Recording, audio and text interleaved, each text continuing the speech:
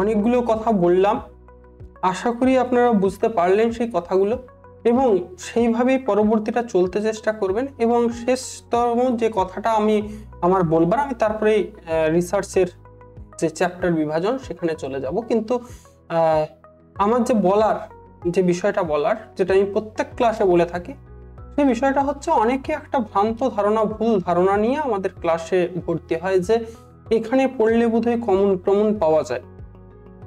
এই প্রসঙ্গটা আমি একটু বলি যে কমন কিন্তু কম্পিটিটিভ পরীক্ষায় সেভাবে দেওয়া যায় না। এভাবে বলে দেওয়া যায় না যে এটা পড়ে যান, এটা কমন আসবে, বা ওই প্রশ্নটা পড়ে যান, ওই প্রশ্নটা কমন আসবে।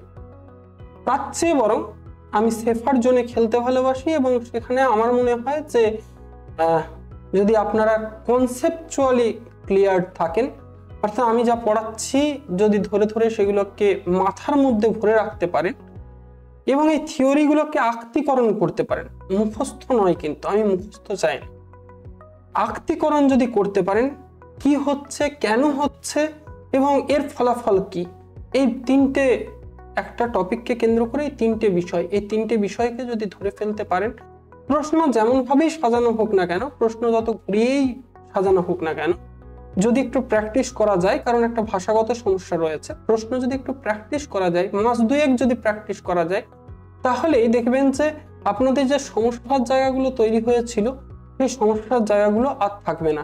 কিন্তু এটা আশা করবেন না যে আমার পড়ানোর মধ্যে থেকে আপনারা কমন পাবেন, কাট টু কাট একটা প্রশ্ন আমি বলে দিলাম এবং সেটা কমন পেয়ে গেলেন, এটা কিন্তু হবে না। रुको जरा, सबर करो, बोला धक्का बुक्की नहीं करने का, आराम से लेने का। हाँ,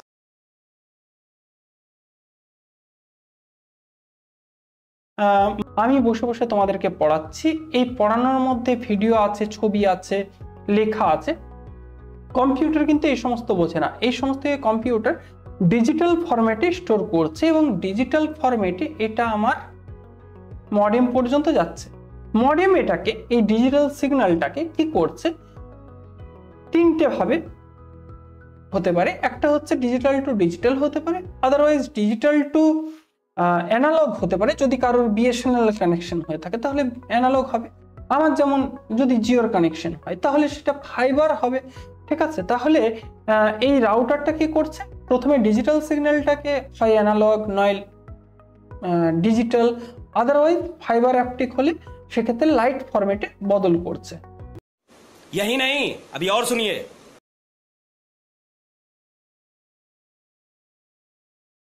আচ্ছা, আমাদের এডুকেশন কমিশন পোস্ট ইন্ডিপেন্ডেন্ট ইন্ডিয়াতে একদম 1947-এর স্বাধীনতা, 1948-এই একটা কমিশন এলো, রাধাকৃষ্ণন কমিশন। অবশ্যই নামটা কোত্থেকে আসছে তো বুঝতেই পারছো, এটাকে ইউনিভার্সিটি কমিশনও বলা হয়, ইউনিভার্সিটি এডুকেশন কমিশনও বলা হয়।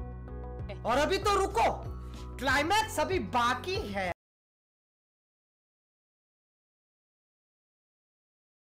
প্রবাবিলিটি স্যাম্পলিং আমরা তাকেই বলতে পারি যেখানে প্রত্যেকটা ইন্ডিভিজুয়াল, অর্থাৎ পপুলেশনে থাকা প্রত্যেকটা ইন্ডিভিজুয়ালের স্যাম্পল হিসেবে আসবার সমান পসিবিলিটি রয়েছে। एहे, रहा नहीं जाता, तड़प ही ऐसी है ना।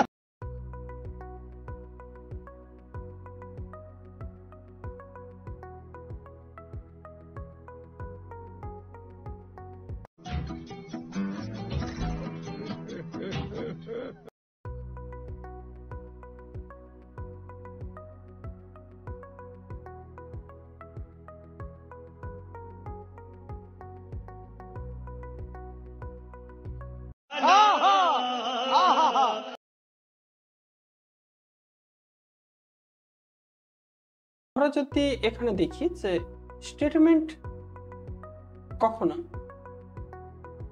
ভ্যালিড ইনভ্যালিড হয় না, স্টেটমেন্ট ট্রু ফলস হয়।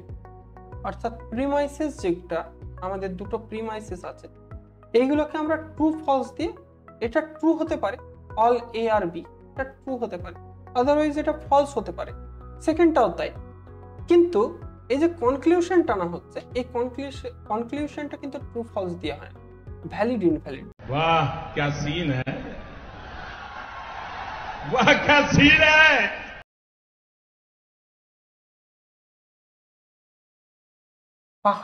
পাহাড়ে আগুন আছে। তো এই যে সাধ্যের যেখানে অবস্থান অর্থাৎ পাহাড়, যেখানে আমি বিষয়টাকে অনুমান করছি সেটা হচ্ছে পক্ষ। ওয়েস্টার্ন লজিকেও সেম উদাহরণ দিয়ে সেম ভাবে বোঝানো যায়। সেখানেও তিনটে টার্মই আমরা পাবো।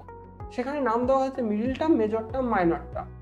ঠিক আছে, হেতুপদ যেটাকে বলা হচ্ছে সেটা আমাদের ওয়েস্টার্ন ফিলোসফিতে হয়ে যাবে মিডল টার্ম, সাধ্য যেটা সেটাকে বলা হবে মেজর টার্ম, পক্ষ যেটা সেটাকে বলা হবে মাইনর টার্ম।